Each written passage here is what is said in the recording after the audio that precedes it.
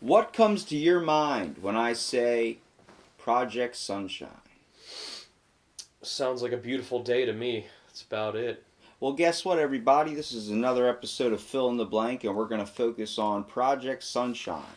But before we get down to Project Sunshine, what was the leading thing that led up to Project Sunshine? I don't know. Well, Project Sure. Sunshine was a very, very top secret government organization program that was designed to basically steal your parents who are passed away or family members who are passed away and use radiation on the body without letting you know. Yeah, that doesn't sound very beautiful to Sunshiny, me. right? Yeah, no sunshine The there. sun is not coming out tomorrow. It's not coming out ever. So, the main thing I want to focus on before we dive into Project Sunshine, on the wheels on the bus go round and round, well, it's the context of the accident for Cecil Kelly. Cecil Kelly was a 38-year-old chemical operator with 11 years of experience, with more than half of those hours at the Los Alamos lab, where one of his duties was to operate a large 1,000-liter capacity stainless steel mixing tank. The tank contained residual plutonium-239 remaining from other experiments and applications, along with various organic solvents and acids in an aqueous solution for the purpose of recovering it for reuse. In pure form and under normal temperature and pressure conditions, plutonium, a mostly man-made element existing in trace amounts in nature, is a solid silvery metal. Where do you think of plutonium when I say plutonium? Normally like just radioactive plants and stuff. When did plutonium spark a big interest? I feel like it was during the Cold War. Is that when we were dealing with nuclear? Plutonium is one of like the earliest elements that we've known about. Yeah, but I feel like So, we became like you ever seen the movie Get Smart? They blew up a plutonium factory. oh, Also no, I haven't seen the uranium movie. too. Isn't that a thing with Well, uranium was like the big deal because that's the one that they can transform into the like as it reacts, it transforms into an explosive. So, besides it being a solid silvery metal, it tarnishes quickly when exposed to air and readily dissolves in concentrated hydrochloric, hydroionic, and prolific acids, as well as others. On the day of the accident, the mixing tank was supposed to contain what nuclear chemists call a lean concentration of dissolved plutonium, which is known as a zero point 0.1 g of plutonium per liter of solution. In a bath of highly corrosive nitric acid and a caustic stabilized aqueous organic emulsion, however, as a result of what later determined to be at least two improper transfers of plutonium waste to the tank, the sources of which have never been determined or at least never publicly disclosed, about which Kelly had neither reason to suspect nor ability to observe. So, someone's messing with something. Let's say you're making a souffle, Yeah, a radioactive souffle. It's gonna cause some damage. yeah, It's gonna yeah. be used for war purposes. It's an angry cake. Mm-hmm. You walk away from it, use the bathroom. Some person did not clean whatever dish you were using or whatever ladle and decided to take a little sip from it. Had a sickness, put it into that cake. Next thing you know, you bake a cake, everybody gets sick at the party after eating the cake. Yeah, exactly. Little Johnny's throwing up because someone had AIDS. Well, you gotta think. That's what this is saying. Someone did not properly clean out the plutonium waste when it was used to transfer, and then this tank, the levels started rising. So the concentration of the plutonium in the mixing tank on this particular occasion was nearly 200 times higher. Worse, it had also been distributed unevenly. The upper layer of the solution had especially high concentrations and contained a total of over 3 kg of plutonium, which was already close to critically before Kelly acted. When Kelly switched on the mixer, a vortex began to form. The dispenser aqueous liquid layer within the tank immediately pushed outward and upward, forming a bowl, and the less dense plutonium-rich layer swirled toward the vessel's center. So, do you know any idea of what this container looks like? I'm picturing it in my head. I don't know what it What are looks you like, though. picturing? Like a cylinder, kinda that, and as you were describing it, the less dense particles are making a bubble at the top as it's spinning. And Okay, you ever been others to a are- distillery? Yeah, yeah, yeah. You ever see the tops? How they have the tops on them? Hmm. Okay, before they never used to have tops on them. You ever seen the movie Beer Fest? So this is just a big vat without It's a a top. giant, basically, yeah, a tub of this liquid. Hmm. Well, back in the days, like if you ever see an old video game of like a reactor plant, there's like green goo and a giant Yeah, tank in the bottom. If you fall in, the dude yeah, and, sinks and and it has dies. the two prongs that are stirring Yeah, at the that's top. what this vat is. Okay. That's what we're talking about. But the whole idea of why they even put lids on distilleries now is because people were falling into the vats when they were cooking the alcohol and stuff. And what happens is yeast rises, so you sink to the bottom, and that's how a lot of people drowned. And eventually, like we should put a lid on this thing so no one just falls in there or tries to commit suicide. Yeah, And exactly. so this is back before they had the tops on the distilleries, and it was just a giant tub sitting in the middle. Hmm. Something you throw the Terminator in, like when he's sinking into the lava. Yeah, exactly. So, supercritical mass. Among other ideal characteristics, the ideal shape for any fissile substance to become supercritical is the shape of at least surface area a sphere.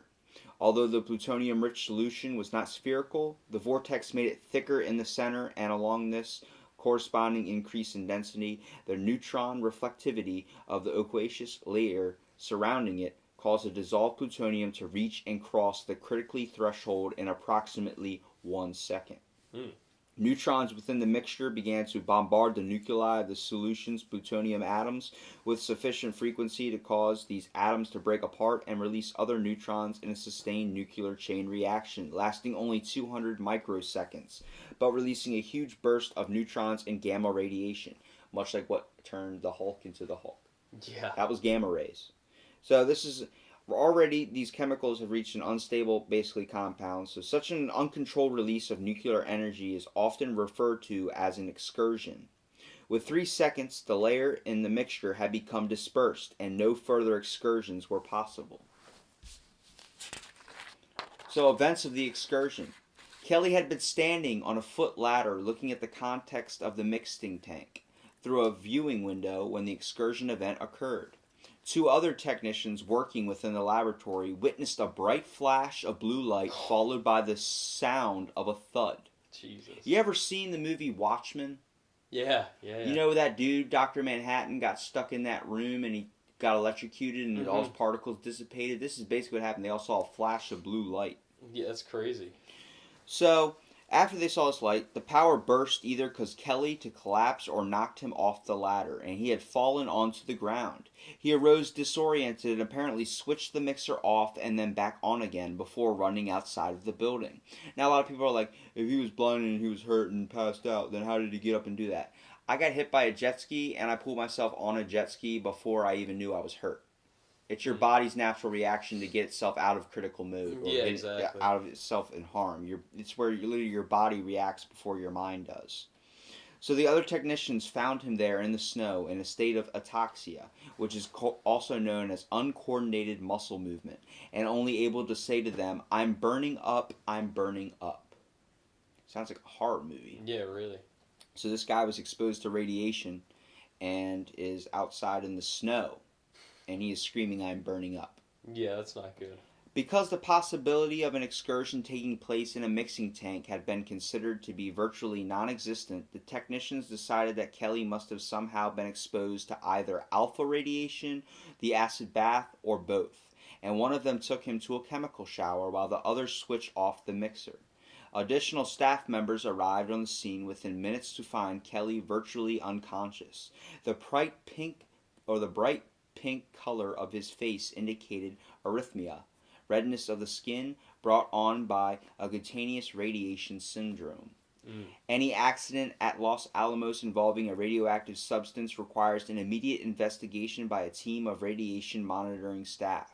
Even before Kelly was taken to an emergency room, these staff members began an examination of the mixing room with radiation detectors capable of assessing the alpha radiation emitted by escaped plutonium.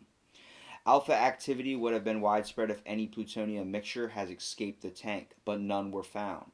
18 minutes later, the team began searching for gamma radiation and were surprised to find intense gamma radiation near the mixing tank, on the order of tens of rads per hour. Such intense gamma radiation could only be produced by significant amounts of fission product. This, combined with the otherwise inexplicable flash of light reported by the other two technicians, was enough to confirm that a critically accident had occurred. That's crazy. So you got to think, you're working with a guy like Homer Simpson working at a nuclear plant that's eating donuts and totally slacking off, decides not to clean a dish, and next thing you know, you're in a world of pain dealing with gamma radiation. Not the good kind where you turn into the Hulk, more like the kind where you turn into Abomination, his enemy. Yeah, exactly. So Kelly's clinical course. This gets a little depressive. For the first hour and 45 minutes following the accident, Kelly had been incoherent and had gone through waves of intense vomiting and retching. He then stabilized, was able to once again converse normally, and was able to have his pulse taken and his blood drawn. I want to stop it right there real quick. Have you heard of cancer treatment? Those types of things, they use radiation on you to get rid of it, and that's a common reason why those people throw up is from radiation exposure and poisoning. He's experiencing that at a way higher level than those people. Yeah, exactly. Basically the same symptoms a cancer patient would have in a hospital. Mm.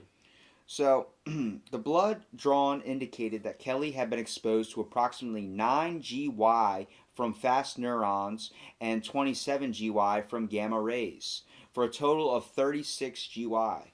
For an adult human, exposure to 2 GY from an unfocused radiation source such as an excursion will cause radiation sickness but is not considered lethal.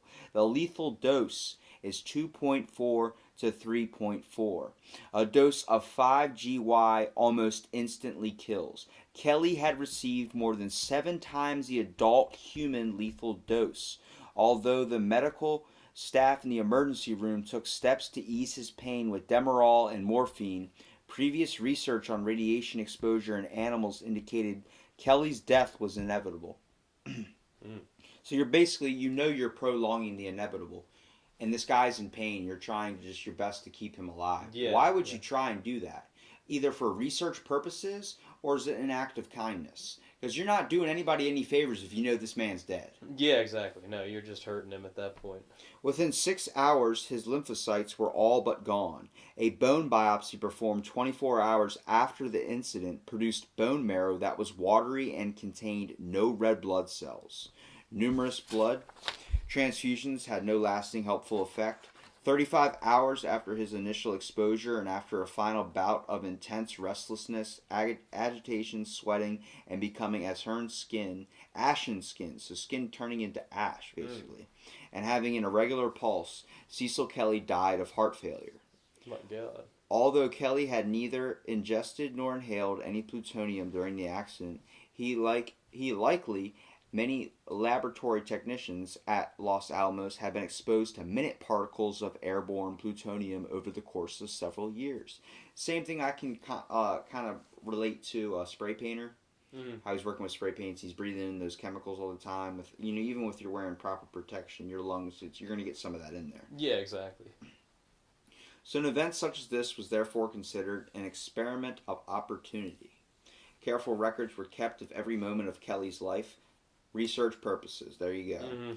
Kelly's life examination and their plutonium levels analyzed. The results of these tissues analyses were considered fundamental to understanding what would happen to a population during a nuclear attack, and impossible to obtain any other way. Although the bone marrow biopsy of Kelly's sternum was performed under the premise that the physicians wished to determine if he were a candidate for a bone marrow transplant. Kelly's death was inevitable and an actual transplant was not seriously considered. So it was just letting him know, hey, if you can hear me, if you're still in there and not suffering from parallel realms of hell, we're going to do a bone transplant, some bone marrow transplant to keep you alive to see your family. And then they weren't really even considering doing it. They were just testing him. How long can we keep this guy alive? Yeah, exactly. So Project Sunshine was a series of research studies to test the impact of radioactive fallout on the world's population. This all stems from Cecil Kelly, the original Project Sunshine. Yeah, the original guy who got fucked by when they say you are the sun, your smile brightens up a room? Well, Cecil Kelly's skin actually brightened up the room. Yeah, exactly. Literally brightened the room. It was So, pretty fucking ridiculous, dude. what, Cecil Kelly? Yeah, like just getting your skin turned to ash and shit. Like, how the fuck does radiation do that to Imagine you? they're giving you hopes of staying alive to see your wife and kids. Yeah, that's very His fucked. wife and kids sued, and then they settled on a $2 million thing. Dude, But that's it? he had a 12-year-old kid. Mm. Think Yeah, that's pretty some crazy. dude just comes to your door in like classic days. Like, we didn't have like all black and white television was still a thing, I think. But Yeah. that's That's just fucking insane. it's nuts. Hey, your dad's he's dust now.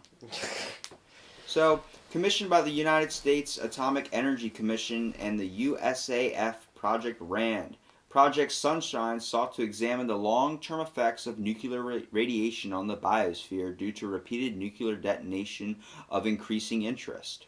With the conclusion from Project Gabriel that radioactive isotope SR90 represented the most serious threat to human health from nuclear fallout, Project Sunshine sought to measure the global impact of SR90 by measuring its concentration in the tissues and bones of the dead. That's pretty hardcore.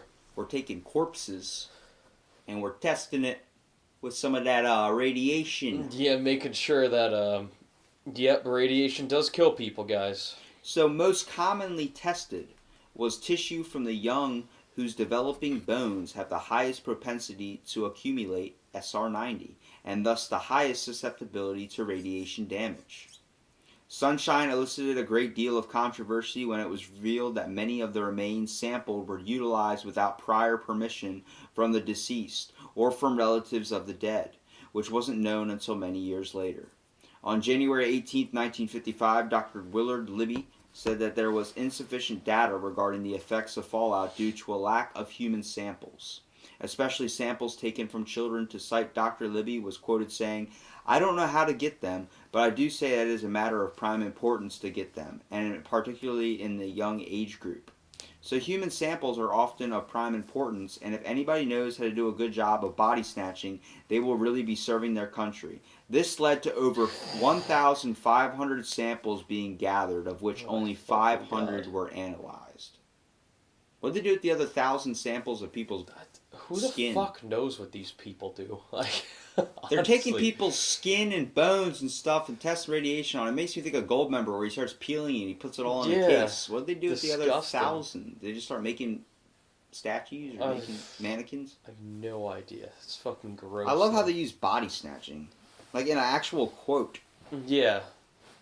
Many And it's like encouraged. That's the worst part. Yeah, hey, if you want to help your government out, go steal somebody's dead parents. So many of the 1,500 sample cadavers were babies and young children, and were taken from countries from Australia to Europe, often without their parents' consent or knowledge. According to the investigation launched after a British newspaper reported that British scientists had obtained children's bodies from various hospitals and shipped their body parts to the United States. A British mother had said that her stillborn baby's legs were removed by British doctors. She was forbidden to dress her daughter for her funeral in an attempt to prevent the mother from finding out what had happened. Mm. So you can't have an open casket of your daughter, Because they stole her fucking legs. and they don't want you to know. She's in there. She's in there for sure. How do you know? I want to see my daughter. You see your face. I want to see her whole body. Oh, we can't show you the whole body. Why? Because the other half of it is in the United States right now.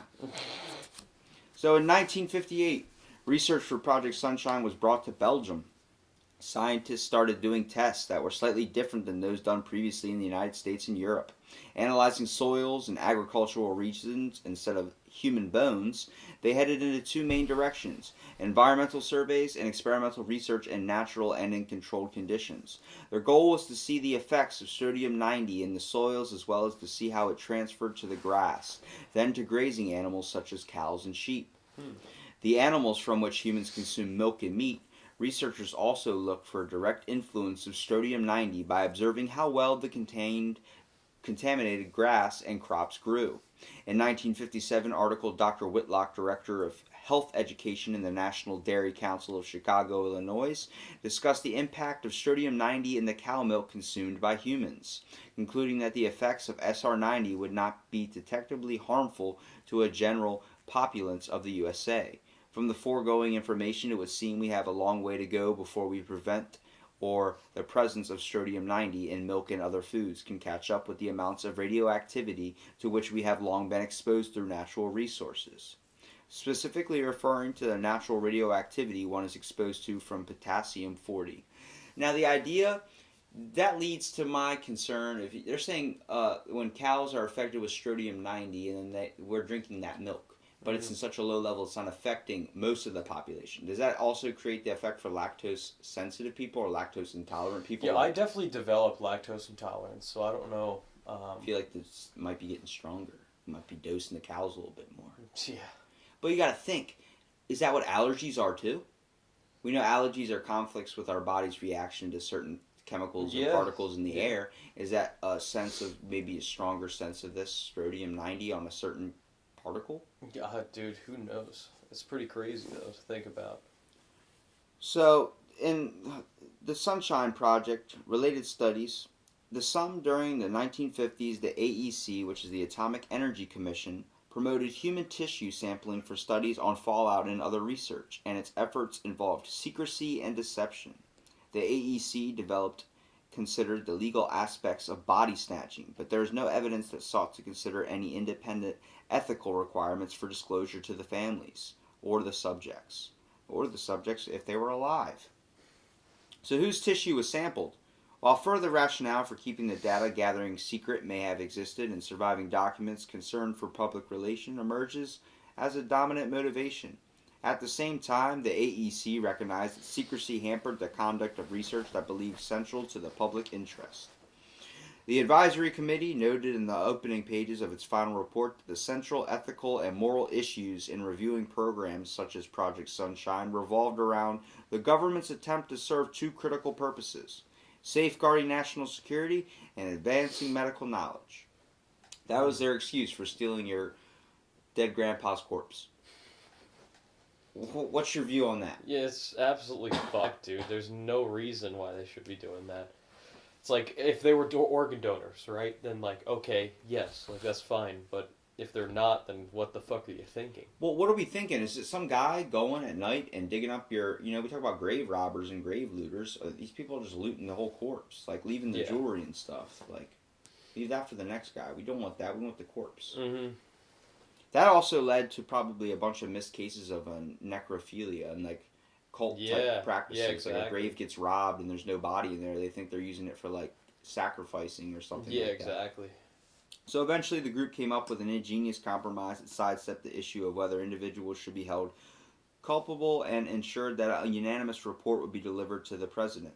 The committee declared that separate judgments could be made about the wrongness of an action and blamed the worthiness of the person who committed the act. Simply put, it separated the experiments from the experimenters. So, in several instances, they found that there were professional norms of conventions throughout the period requiring the solicitation of informed consent, which with a higher order for patient subjects, rather than healthy subjects, the investigators were morally responsible. In cases where they did fail to adhere for those policies, norms, conventions, and practices, the advisory committee also found that human radiation experiments in the 30-year period under review contribute significantly to advances in medicine and thus to the health of the public.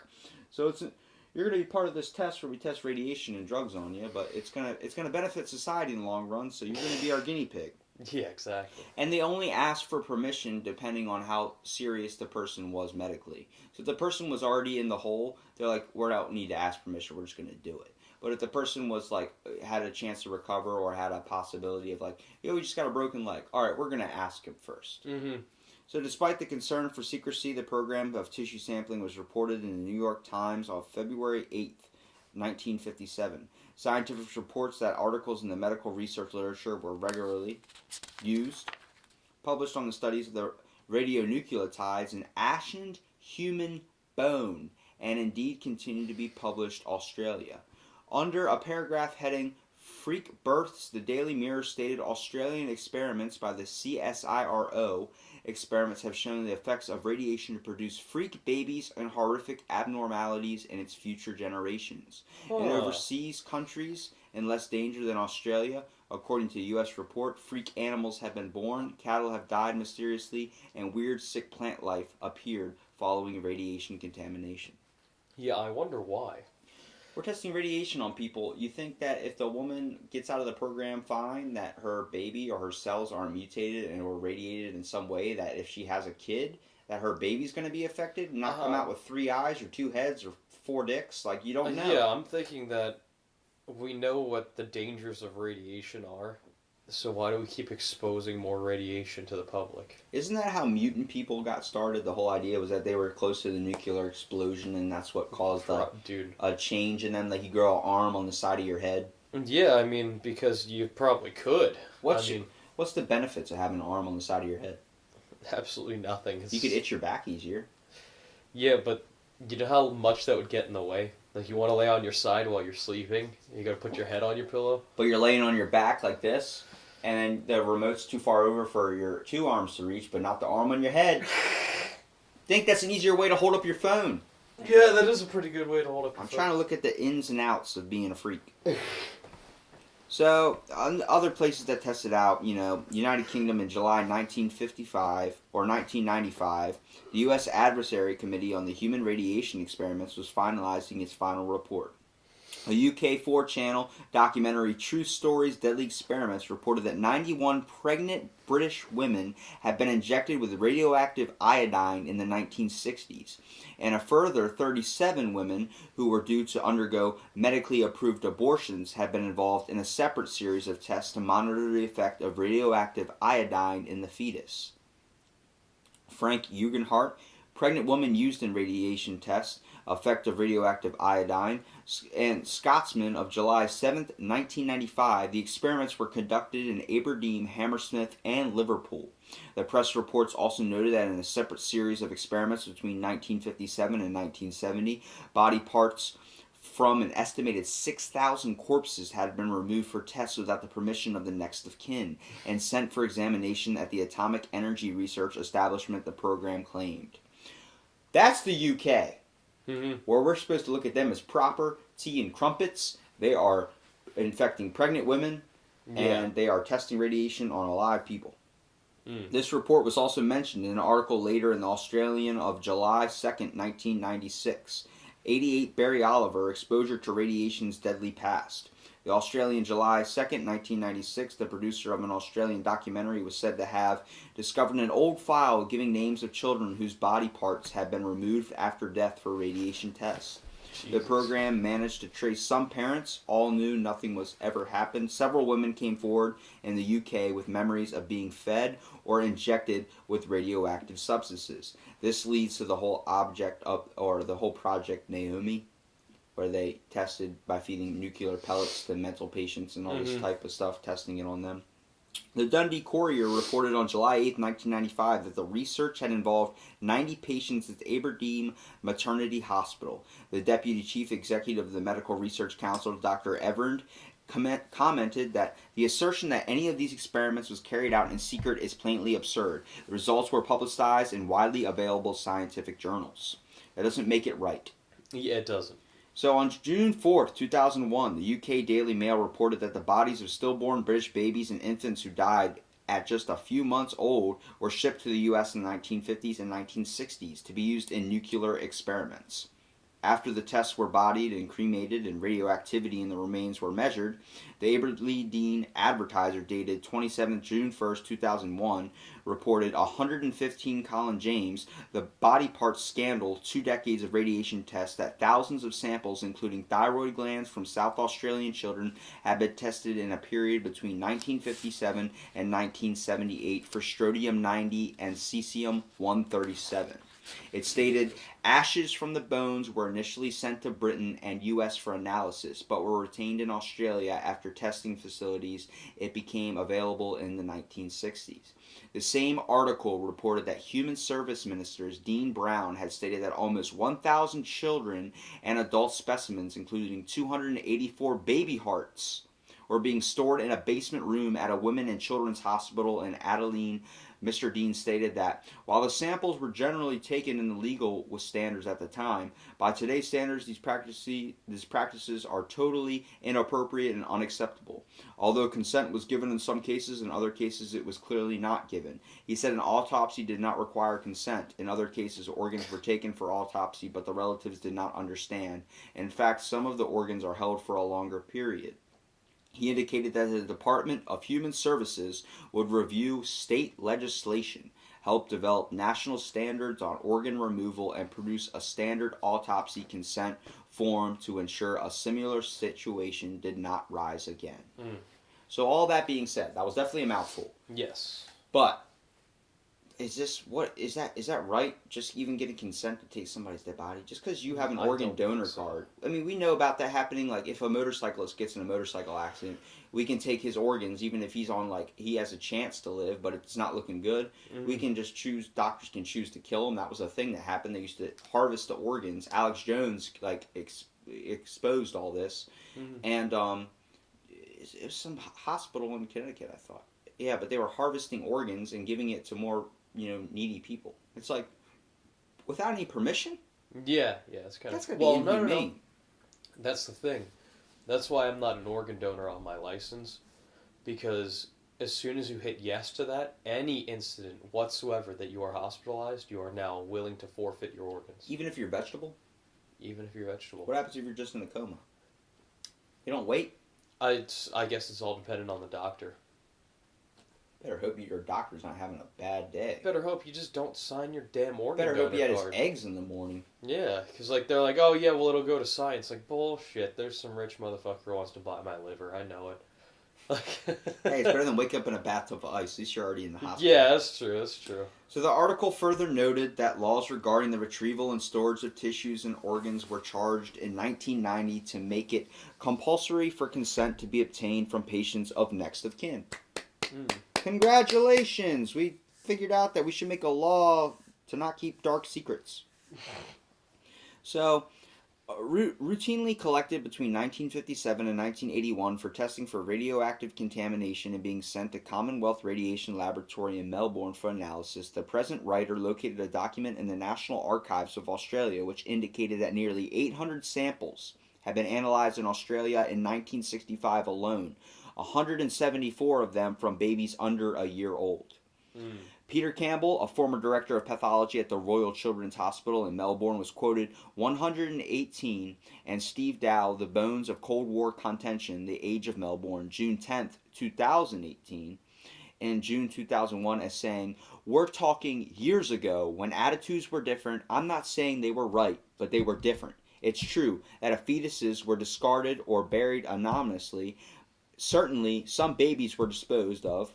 At the time, there was a lot of anxiety about atomic energy. It was the height of the Cold War. You've got to remember, you could justify all sorts of things." Yeah, you really could. When fear's in the people, you can get away with a lot of stuff.